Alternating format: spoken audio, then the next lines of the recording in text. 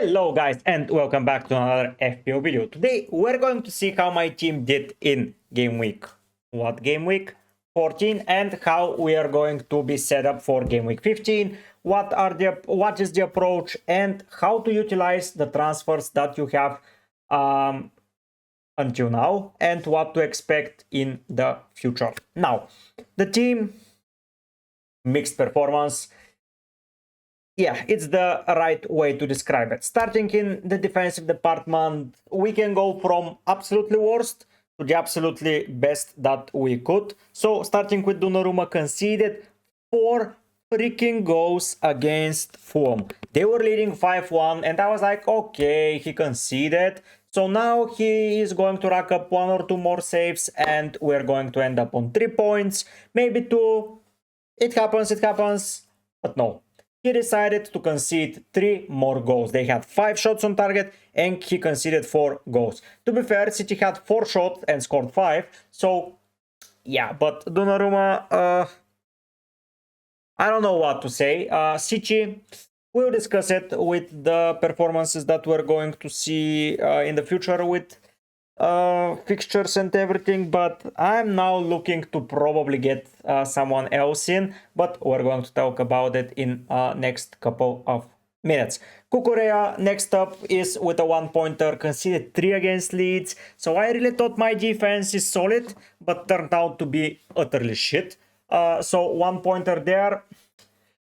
What there? Tell me, please. 9 defcons, which is even more infuriating.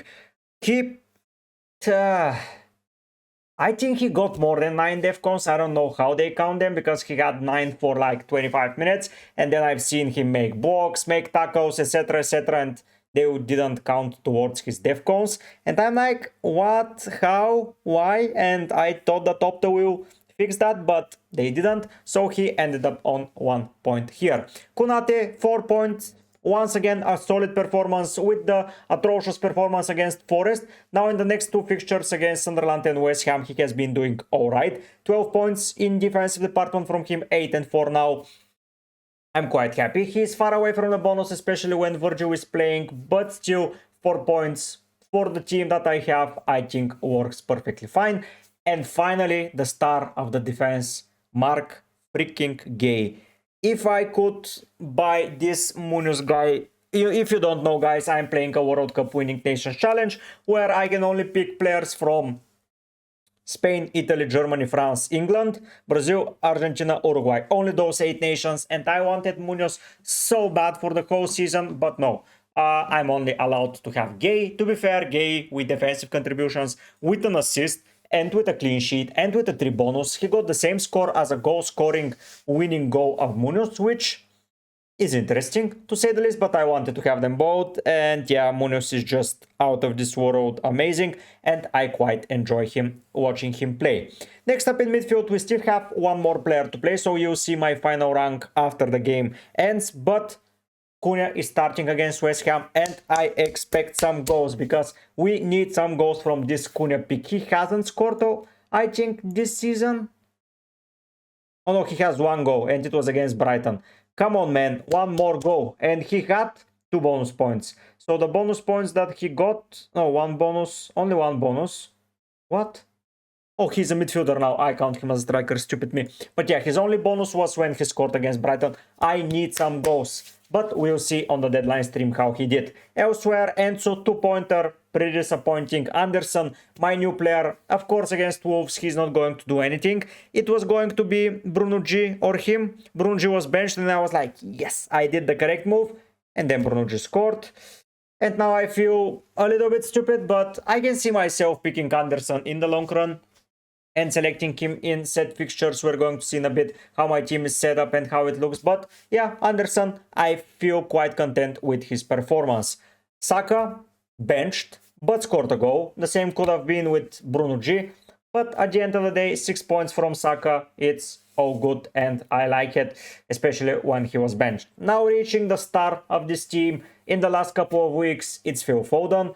Amazing performance once again. This time he got defcon as well, so he exceeds his game week 13 performance by 2 more points, so 4 for me. with him captaincy. I switched captaincy in the last possible second, and this basically got me my green arrow so far. Yeah, Bruno can hurt me. He can hurt me a lot. He's starting as well, but if Kune delivers, I'm in a good place. Mateta, I don't know what to say about Mateta, honestly. 2-pointer from him. The issue is not with him, it's with the lack of depth that Pauas has, and the manager doesn't rotate anywhere, so Mateta is always used, and what it happens, it's he goes and swap him at around 65th minute, so he's basically never an option for captaincy, but never an option for selling, because fixtures are good, team is good, so I quite like him there. Danny Welbeck, a 1-pointer. Another what if transfer. If I went with Votemare, he assisted scored last week, assisted this week, and if I had Bruno G as well, it would have been even better. But yeah, quite struggling now with the Newcastle's performances. I just cannot seem to nail them down. I really thought that Votemare is a rotation risk, especially with Gordon back, with Barnes, with Elanga, with Murphy. Now Wissa is going to be back during the weekend, but yeah, I could have capitalized on that performance. While Danny Welbeck, another performance, and this time he was benched. On my bench, Thiago 1-pointer. Okay, yeah, expected to be a low score, but Dan Burn, thankfully he conceded, because he was going to go of a massive score, and he would have been on my bench. To be fair, he should have been over Cucurella in hindsight, because Chelsea tend to play to the level of their opposition, and yeah, they perform shit against shit teams and good against good teams, so yeah, Cucurella probably should have been on the bench, but yeah, it was Dan Burn there. Ariola hasn't played yet, hopefully he blanks, and Senesi with 0 points because he was suspended. This is the outcome. Of course, we're waiting for Manchester United. Hopefully Bruno blanks. I hope so. You watch this video and you know. But yeah, I'm expecting that. So now moving into my team, into game week 15. This is the last time before we are given 5 free transfers. So whatever you don't use now is going to get burned, and you are going to be filled up to 5 transfers. How I see this team, I don't know what to do with it. Should I use transfers? Should I not? For now, Foden is on the captaincy armband, and I think I'm going to keep it there. I want Igor Thiago to be in the team. He's there. Mateta against Fulham. Yeah, why not? He's still there. Welbeck against West Ham. Cunha versus Wolves. Saka versus Villa. Anderson versus Everton. Burn versus Burnley. Konate versus Leeds, Gay versus Fulham, and Donnarumma versus Sunderland. I just don't see a position where I would like to change. Whatever transfer I do, I'm going to go and take a look at the fixture difficulty rating and how I see it and what would be my approach moving forward. But I will, looking at the fixtures, let's say, I can get rid of Cucurella, I can get rid of Senesi, I can get rid of Enzo. Yes, but I need to get rid of them for player that I bench now, and I start choosing after game week 16. So why?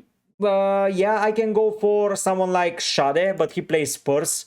So why should I do that? And not only that, but let's say in game week 16, okay, I will have to bench Welbeck, who faces Liverpool. So that's not a very sad thing. But for a prime example of a good rotation pair is someone from Burnley. But do I really get an attacker from Burnley? Like West Ham, Fulham, Sunderland, Everton, West Ham, Burnley, and now it's shit, but yeah, who cares? Elsewhere, we're going to go in a second to FPL team and we're going to resolve it. So let's go there and let's check how it looks, because I'm really lost and I want to see where I might need to improve and where we might need to strengthen the team and just have this transfer locked. So this is the team in FPL team. Now we're going to align it with the performances. So this is it. Okay. Next up, we move to game week 16. I'm happy to have this bench. It's not bad. Then we move to game week 16. I will swap Gay immediately. So that's Gay out. But who am I getting here? Saliba is out, Gabriel is out. I'm not interested too much in the in the defensive department of Arsenal, because I cannot afford anyone apart from Ben White and Calafiori, but I'm a little bit skeptical about Calafiori. So here it's probably optimal to go for someone else apart from Donnarumma. Like Palace, Forest, Sunderland, it doesn't look amazingly well, especially looking. So my transfer can easily be Raya here in goal, but it's Villa away, but still Arsenal in defense. So yeah. But let's say that goes. So I can play Cucurella here, and I'm more than happy. what I might be looking to get is I will be benching Welbeck. And here, what I will bench Welbeck for, it's not Enzo, probably it's going to be Declan Rice. Here in game week 16, when we have the 5 transfers, and I can play Anderson versus Spurs, a lot of Defcons. Kune versus Bournemouth, they're conceding for fun. Crystal Palace, Sunderland, Brighton, Leeds. Yes, City is bad, but yeah, here, sorry.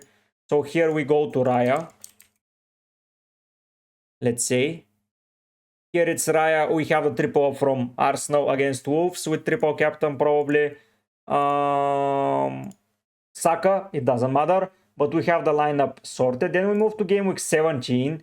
And Leeds here. We have Burnley for Liverpool. And I might be looking to sell Cucurella here and get another defender in, but still I have 5-3 transfer, so I would have to use a transfer. Kune is okay to be kept, Rice is okay.